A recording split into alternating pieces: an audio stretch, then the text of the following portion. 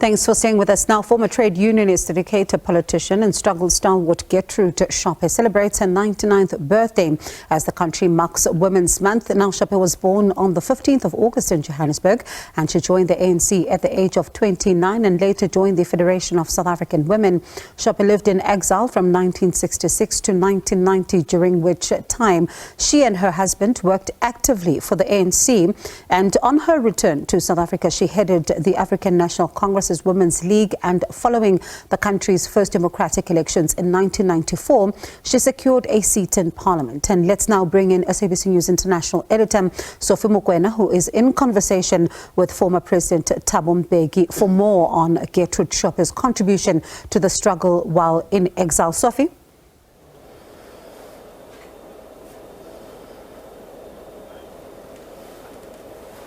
Well, indeed, we are here at the Thabo Mbeki Foundation in Johannesburg. We are going to be in conversation with the former South African President Thabo Mbeki. As you know, that this is a month where women are being acknowledged in terms of their contribution in different sectors. You know that today our focus was on Mayor Gertrude Shope, a former teacher, internationalist, and activist, but a mother to many young women, in particular in the Congress movement or the African National Congress. She left the country to go to exile, and she spent time in exile. And one person who can share a story of Mayor Gertrude Shope is the former president of South Africa, Mr. Thabo Mbeki, particularly at the time where his organization is going through challenging time in the country. Welcome, Mr. President. Mr. President, Mayor Gertrude Shope, you know Mayor Gertrude Shope very well. Tell us her leadership and who is Mayor Gertrude Shope in terms of your interaction with her. Well, Sophia, I think the first thing that one would want to say today is a happy birthday to Aunt Gertie on her 99th birthday today, and a very happy birthday indeed. A few months ago, Zanel and myself were in Gaborone, and we had the occasion to spend quite a bit of time with her in very good health, mentally, physically, otherwise. But a happy birthday indeed to her today. And Gertie is a very, very important leader of our movement. In addition to what she's done in terms of our own struggle, I think also what we shouldn't miss about her is that she actually is an important leader of the international women's movement. She played an important role in the Women's International Democratic Federation, WITF, as well as the Pan-African Women's Organization. So she's a very prominent person in terms of the progressive international women's movement. And indeed, I think that's part of our pride as ANC, as South African, that we could have a South African would occupy such a prominent place globally because of where she stood, her convictions and the things that she did and so on, concerning particularly the matter about the emancipation of women.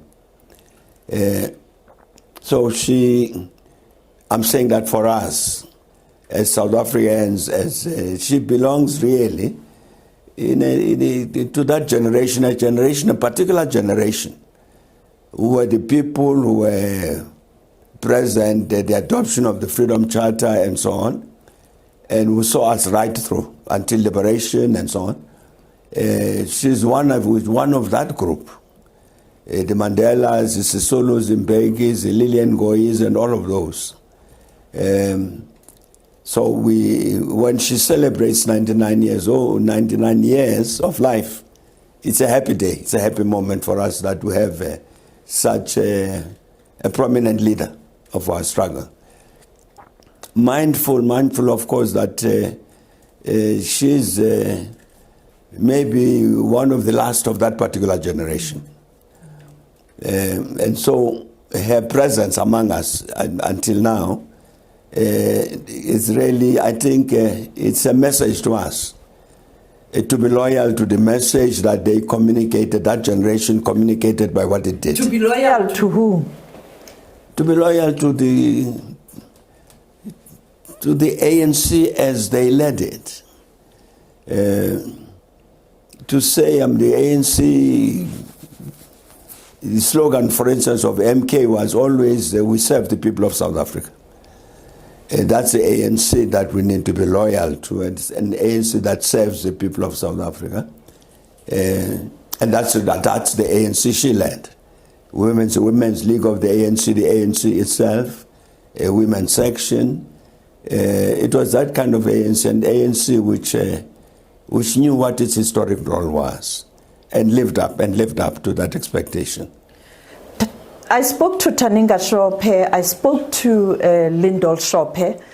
She says to me, and when she's paying tribute to Gertrude Shope, her mother was able to embrace her decisions in terms of the political direction she took. When she went to COPE, the mother said, this is part of democracy, that's what democracy is all about. And now recently with elections, the outcome and President Ramaphosa inviting other parties and forming the government of national unity, she told her family again that let's accept South Africans, they have spoken, and let's support the current President, Cyril Ramaphosa.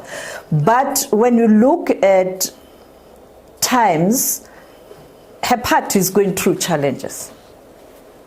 Sure, yes, it is obviously. I mean, the outcome of the elections, these last elections, the May 29 elections, the outcome of the elections for the ANC means that the ANC is going through problems. So the ANC must answer the question, what has happened? Why has it ended up where it has in terms of this electoral process? And having answered that question, then do something about it.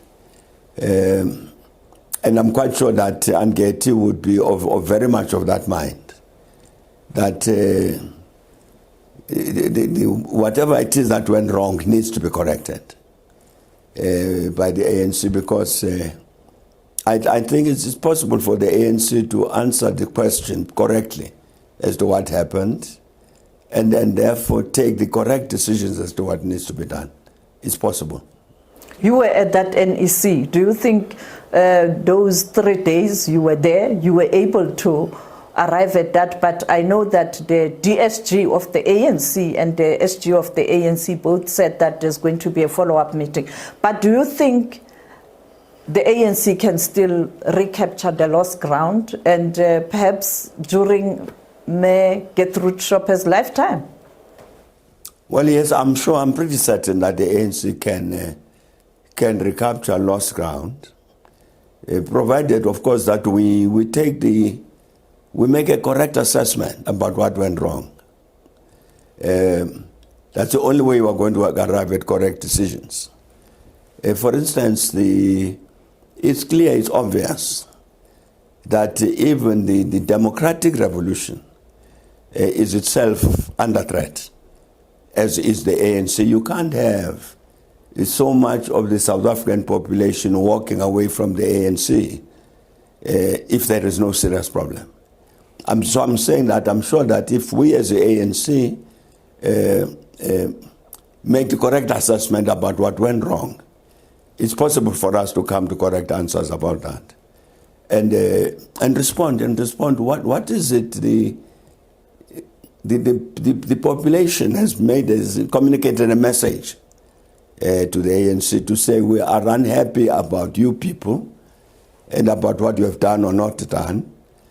So I'm saying that if we find answers to those questions, what are the people saying? It becomes possible for us to correct those things. On women issues, you said to me earlier on that this is a very important month. When you look back, you appointed the first woman foreign minister, Dr. Nkosazana Dlamini-Zuma. You appointed the first deputy president of the republic. And when you look at what they did after those positions, they went to continental stage. Dr. Nkosazana Dlamini-Zuma, the chair of the AU Commission, Dr. Phumzile Mlambo-Ngcuka becoming the executive director of the UN Women. We thought as a country we were making inroads, but when you look, it looks like women have regressed, not only in South Africa, but on the continent. Only one woman president in Tanzania. I don't want to talk about Ethiopia because it doesn't have executive powers. SWAPO is going to elections, the candidate is a woman. What's your view as a leader who tried to empower women, not only in South Africa, but on the continent as well? Well, I mean, from our point of view, one point of view of the ANC, the matter of women's empowerment has been on the agenda of the ANC for many decades. So it was natural for us to do what we had to do in terms of appointment of women and so on, advancement of women. That responsibility remains. But I think what all of us should recognize is that the matter about the advancement of women and the empowerment of women and so on is not going to happen spontaneously on its own because of the inherited prejudices. Patriarchy and all of that is a very big burden that all of us carry from our past. To break that is a conscious decision. You've got to take a conscious decision to say we must break from that past and ensure the advancement of women and so on. So I'm saying that's what we would need here in South Africa and elsewhere in the world to say it's an important decision that has to be taken and acted upon. You can't say it will happen on its own. It won't happen on its own. It needs that conscious intervention. As we wrap up, women in South Africa, on the continent, as we speak, Mbeki is in Botswana. That speaks to her perspective in terms of being an African and Pan-Africanist.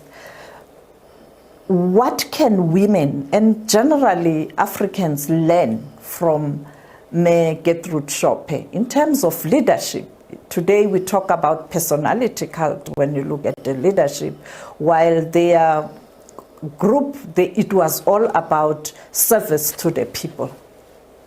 Sure, yes. I think that a person like Aunt Gertie, like Gertrude Shope, as a political leader, communicates one message, a message that, one needs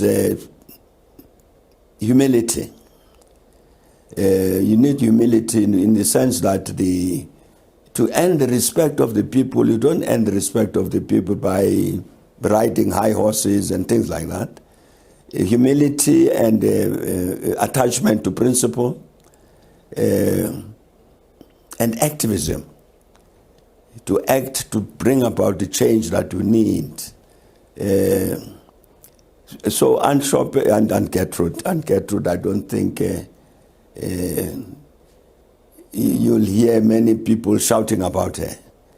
It's because she was not a media person. She was not a seeker of light, but a great doer in terms of, and a very principled person in terms of what needed to be done in order to change the condition for our people as a whole, but particularly of the women. Again, many people want to know this history of hers. That's why I was mentioning, for instance, her role internationally. But even within the movement, the roles that she has played, she went with her husband, for instance, Mark Shope. There were our representatives in Nigeria after I left. And so the people who came later, like George Nene, the late, inherited very, very good progress that the Shopers had made in Nigeria in terms of winning the support of Nigerian people, etc.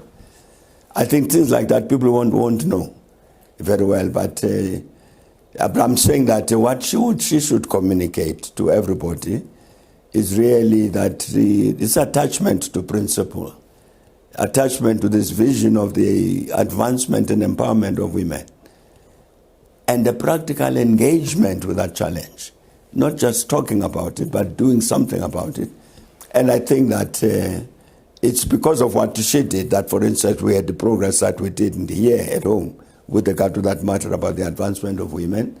It was because of, with people like that around, nobody could forget a challenge of that kind. And I think while she's alive, as a movement, we need to communicate a message to her that we are responding to the negative consequences, the negative messages that came out of the last elections, that we're responding. And the way to respond to that is really to respond to what the people are complaining about. In an honest way, in a serious way. It can be done and must be done. And I think that that's what she would expect and get. She's watching from Botswana. When you look at that camera, I'm sure your message to her as she's watching. Happy birthday. Happy birthday. We have agreed that we will attend one of the birthday parties, either in Gaborone or here in Johannesburg, one of those two.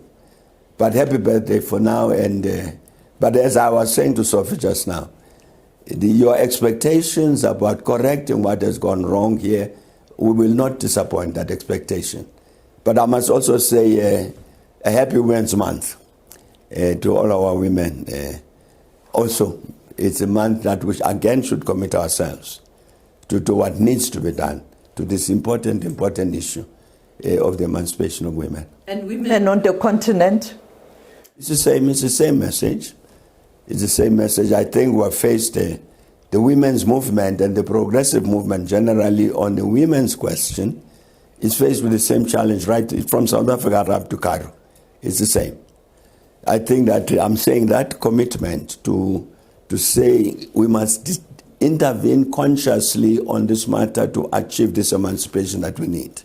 That's a challenge that faces everybody from South Africa, from Cape to Cairo. So it's Happy Women's Month for us here, and it's Happy Women's Month for the women in Africa. Thank you so much, Mr. President. That was former President Thabo Mbeki speaking to us on this important day where the country is celebrating Gertrude Shope. She is currently in Botswana, and we spoke to the family. She did send a message. And now back to you in studio. Women's Month is continuing. On Sunday, we'll bring you an exclusive interview with former Deputy President of the Republic, who was also the Executive Director of the UN Women, Dr. Phumzile Mlambo-Ngcuka. We'll continue to bring you stories of women in South Africa who are doing good, and not only in South Africa, but on the continent and around the world. Very important conversations there, and of course reflecting on the struggle of women as we look at 2024, different dynamics at play as well. That's international news editor Sophie Mukwena.